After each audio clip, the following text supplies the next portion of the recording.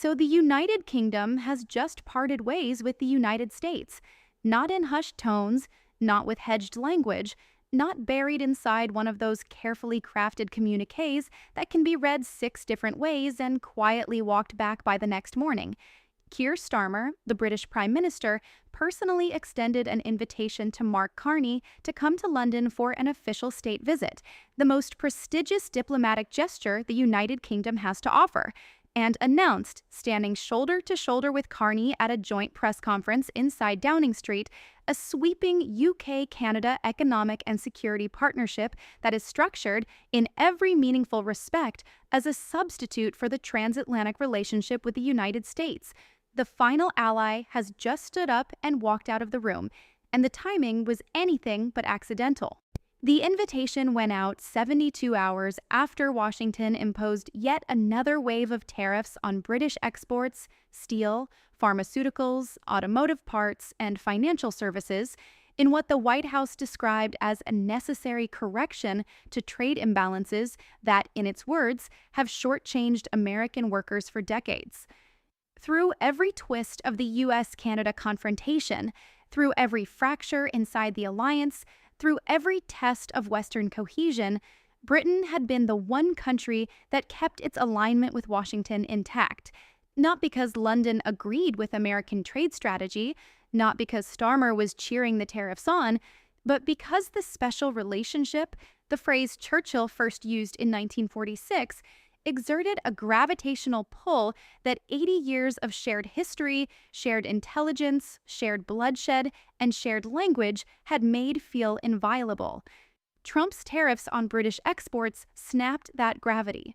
And the moment the gravity snapped, Britain did not drift aimlessly. It moved straight, with intent, and out in the open toward Canada. What's your read on this? Was this a long overdue wake-up call for Washington? Or has Britain just played a card it can't take back? Tell me in the comments. Warren Buffett has said this is exactly the moment he has been warning about for 2 years. The moment when the last partner left at the table decides the relationship is no longer worth what it costs them. He has explained the principle that makes losing the last ally categorically different from losing the first, because the first walkout is a warning, but the final walkout is a verdict. But here is the line that will define this chapter. 11 words. Kier Starmer delivered them at the Downing Street press conference, standing right next to Carney, looking dead into the camera lens, in a tone that carried the weight of 80 years of alliance being laid down quietly and for good. The special relationship cannot survive if only one side honors it. Once you hear what Starmer put on the table for Carney, what the UK-Canada partnership actually contains, why the White House response made the rupture impossible to walk back, and what Buffett says all of this means for the American alliance system itself, you will see why this is not just a diplomatic flare-up. This is the close of an era. Let me walk you through exactly what unfolded. The chain of events began with Trump's tariffs on British exports, which carry provisions that hit the United Kingdom with peculiar and outsized force. The pharmaceutical tariffs, a 20% duty slapped on British-made medicines crossing into the American market, struck right at the heart of one of the UK's most strategically important export industries. An industry that supports more than 73,000 jobs and that had been openly carved out of previous American tariff rounds under an unwritten understanding that pharmaceutical commerce between the US and UK was strategically delicate and mutually advantageous. The financial services measures saddled British banks and insurance firms operating inside American markets with new compliance burdens. Costs the City of London estimated would shave roughly 14% off the profitability of their U.S. operations. The automotive tariffs landed on Jaguar, Land Rover, Rolls-Royce, Bentley, and Aston Martin, marques that carry symbolic value in the British economy far beyond their unit sales. The tariffs were absorbed in London not as a piece of trade policy, but as a deliberate provocation. And the reason had nothing to do with the tariffs in isolation. The United Kingdom had spent 2 solid years being the one major ally that refused to publicly criticize American trade policy. Starmer had pushed back against domestic pressure to fall in line with the EU's retaliatory stance. He had turned down Carney's earlier invitations to join the widening coalition of countries diversifying away from American economic dependence. He had kept open private back channels to the White House that included specific guarantees from the American side that the UK would be treated as a favored partner and shielded from the most aggressive tariff measures. Those guarantees were given in private across 3 separate phone calls over a 6-month window. The pharmaceutical exemption was named explicitly. The financial services provisions were specifically taken off the table. The tariffs that arrived violated every private commitment the White House had made to the one ally that had stood by it. One senior Downing Street official, speaking to the BBC on background, put it like this: "The tariffs themselves are painful but workable. The breach of explicit private promises made to us while we were defending the Americans to our own public, to our own parliament, to our own European counterparts, that is not workable. That is the end of the conversation." Another official went further. "We spent 2 years being the last friend at the table, and they put a tariff on our medicine." That phrase, "they put a tariff on our medicine," became the shorthand across British media for the emotional core of the rupture. The invitation to Carney went out within 48 hours of the tariff announcement. It was a full state visit, the protocol class reserved for the most consequential diplomatic relationships.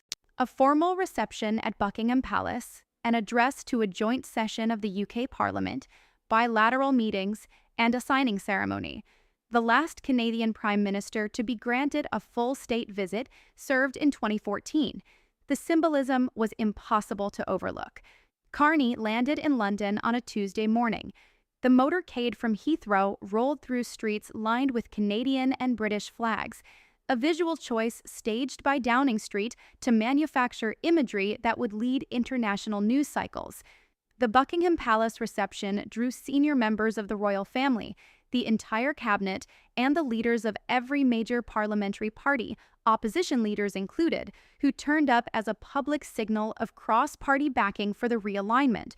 Every detail was engineered to communicate that the United Kingdom was extending to Canada the diplomatic warmth and strategic depth it had historically saved for the United States. The joint press conference at Downing Street was the moment when strategic substance overtook ceremony. Starmer spoke first. He opened with history.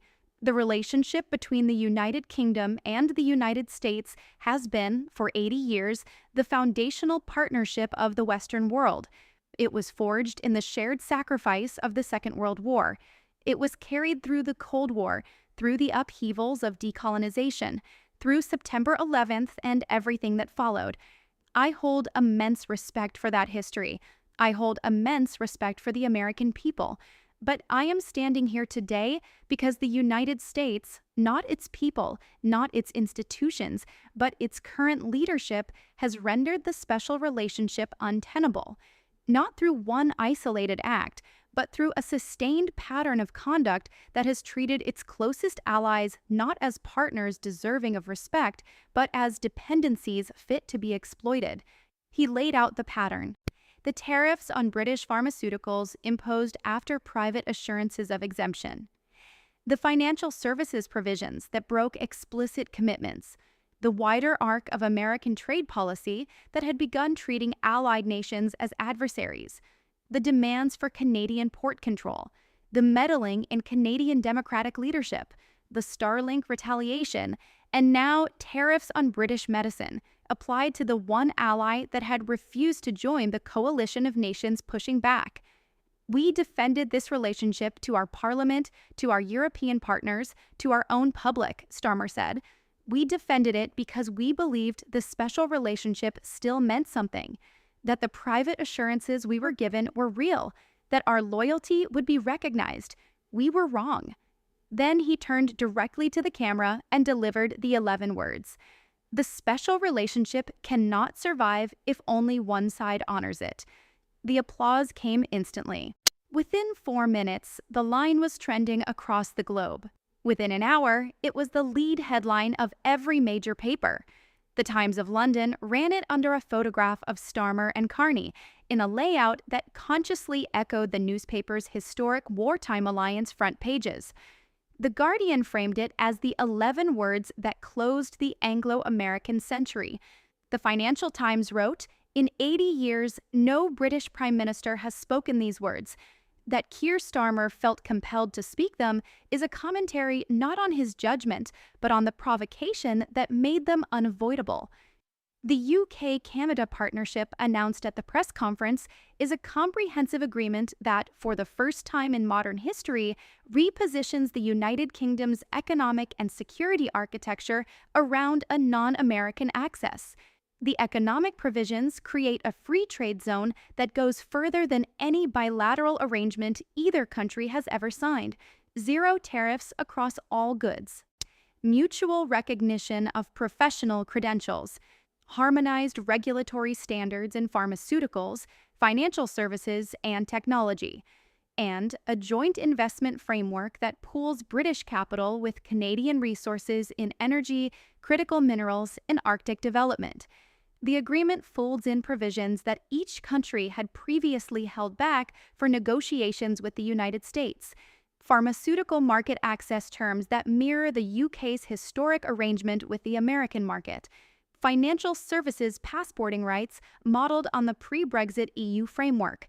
And technology data sharing protocols that had been under discussion with Washington for 3 years. The UK took the economic architecture it had been constructing for the United States and redirected it, provision by provision, toward Canada. The security provisions carry even deeper strategic weight. The UK and Canada announced a bilateral upgrade to intelligence sharing that operates inside the Five Eyes framework, but creates a dedicated UK-Canada intelligence channel for economic and trade intelligence, designed to give both nations early warning of American economic policy moves that could hit either of them. 2 Five Eyes members have just stood up an intelligence mechanism to protect themselves from a third Five Eyes member. The transformation of Five Eyes from a shared Western security asset into a tool of allied self-defense against American economic coercion is being called the most significant reorientation of Western intelligence architecture since the end of the Cold War. The defense provisions formalize a joint procurement framework,